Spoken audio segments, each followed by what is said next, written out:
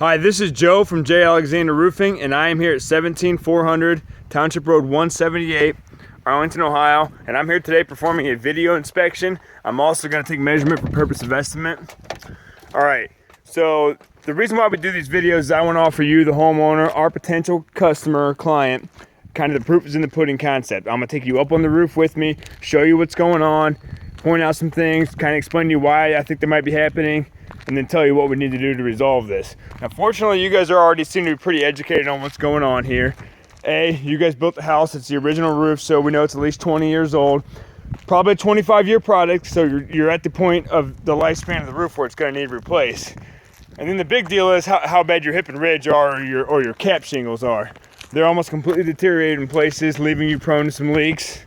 They're gonna start cracking, breaking, blowing off more and more, and they really just don't look that nice. But you know, areas like this, areas like that right there, some other small areas down here, they're almost completely disintegrated.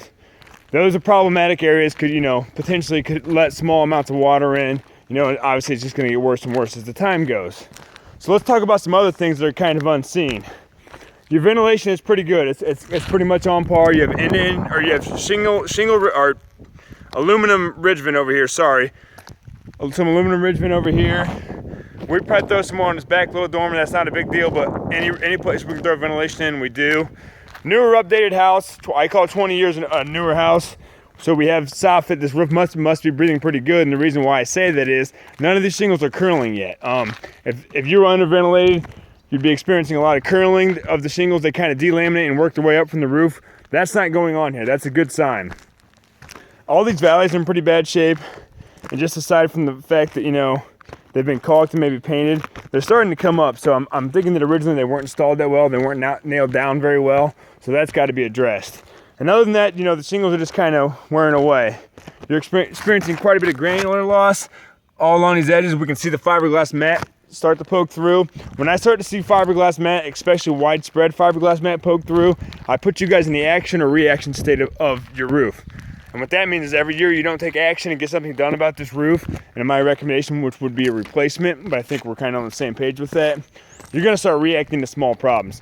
These products start to break down when that fiberglass mat is exposed. The integrity is kind of, the weatherproof integrity is definitely lost, and then they don't bond as well anymore either, so you start experiencing some breaking and shingles will start blowing off, just any kind of problem of that nature. Looks like someone had just recently addressed this flashing over here. That's great, but we tear everything down to bare and start over anyway. So this will all be brand new along here. All the valleys torn out.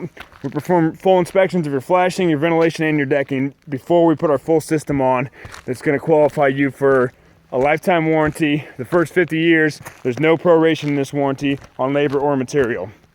So literally, if anything happens to this new roof, for the first 50 years, for you or the next owner, because it's one-time transferable, you're 100% backed by Owens Corning. That's the key here. They back our workmanship and their products. So once again, Joe from J. Alexander Roofing.